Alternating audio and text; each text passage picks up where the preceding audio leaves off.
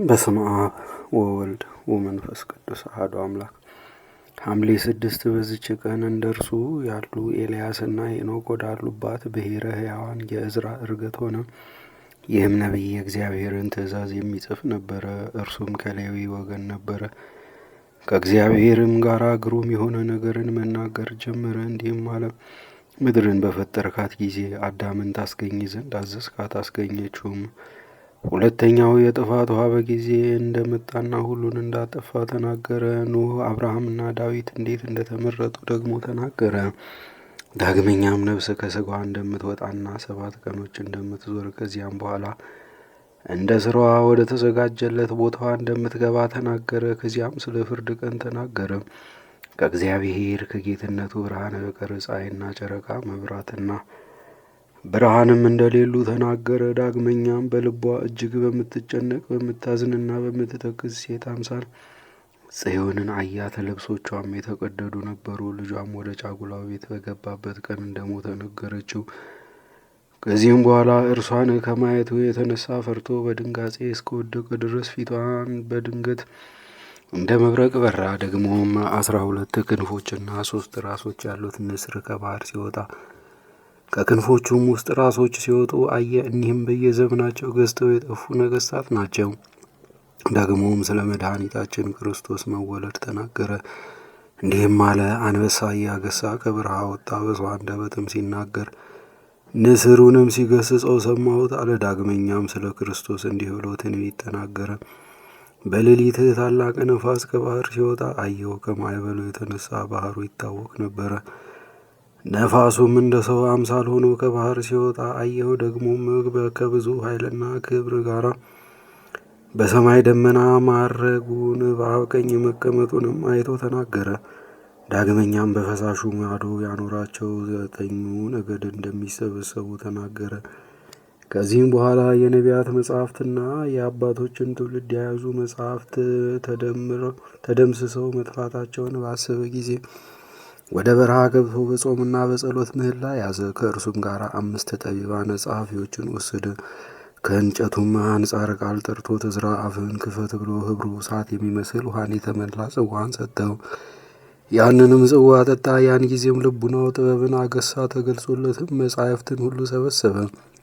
ለእነዚያም ሰዎች ልዑል አምላክ እውቀትን ሰጣቸው። መጻሕፍትንም ሁሉ በየተራቸው ጻፉ። በዚያም 40 ቀን ኖሩ። እነዚያ ግን ቀን ቀን ይጽፋሉ፣ ማታ ማታም ይመገባሉ። እርሱ ግን ቀን ይጽፋል፣ ማታም ዝም አይልም። በእነዚህ 40 ቀኖችም ሁሉ መጻሕፍት ተጻፉ። ከዚህም በኋላ ልዑል እንዲህ ሲል ተናገረው። የእውቀት ምስጢር የጥበብም ምስጢር እንደ ፈሳሽ ውሃም ያለ እውቀት ላላቸው ታስተምራቸው ዘንድ ይህን ተመልከት እንዳለውም አደረገ።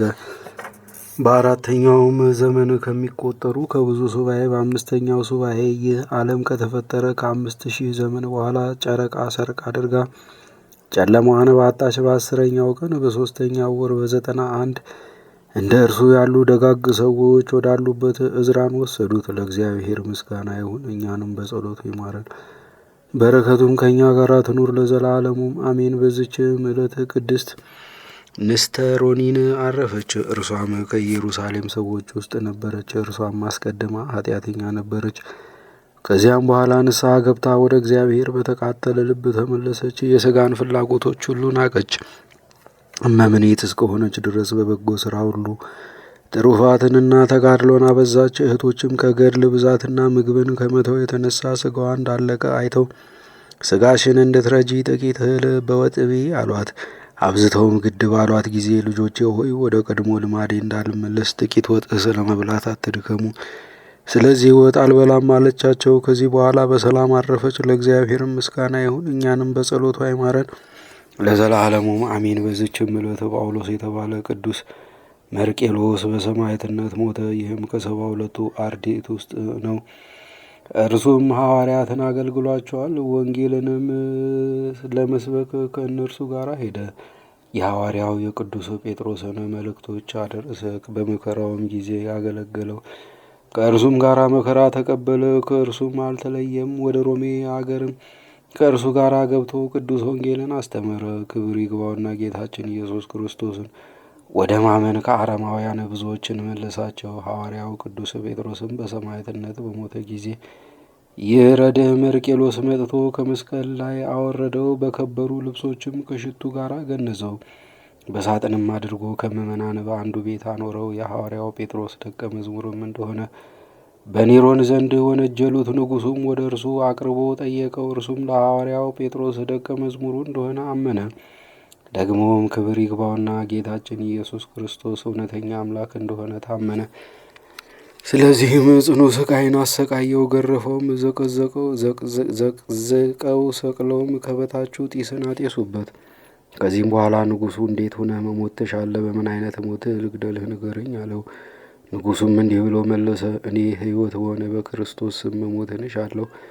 አንተ ግን በፈለግኸው አይነት ግደለኝ፣ ፈጥነህም ወደ ፈለግኸው አድርሰኝ። ያን ጊዜም ንጉሡ ኔሮን እንዲገርፉትና እንደ መምህሩ ጴጥሮስ ዘቅዝቀው እንዲሰቅሉት አዘዘ። እንዲሁም አደረጉበት። የሰማዕታትንና የሐዋርያትን አክሊል ተቀበለ። ለእግዚአብሔር ምስጋና ይሁን፣ እኛንም በሐዋርያት በጸሎታቸው ይማረን ለዘለዓለሙም አሜን። በዚችም ዕለት ከሐዋርያት የበርተሎሜዎስ የ1000 ሰማዕታትና ከማርቆስ 9ኛ የሚሆን የሊቀ ጳጳሳት ከላዲያኑ መታሰቢያቸው ነው። በረከታቸው ትድረሰን ለዘለዓለሙም አሜን።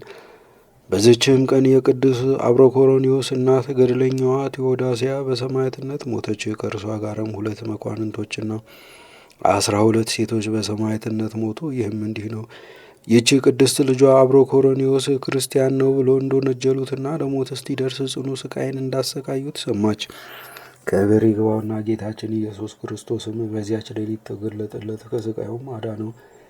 ያለምንም ጉዳት ጤናማ ሆነ። እኒህ 2 መኳንንትና 12 ሴቶች ከእናቱ ጋር ባዩት ጊዜ እጅግ አደነቁ። እንዲህ ብለውም ጮኹ፣ እኛ በአብሮኮሮኒዎስ አምላክ በጌታችን ኢየሱስ ክርስቶስ እናምናለን።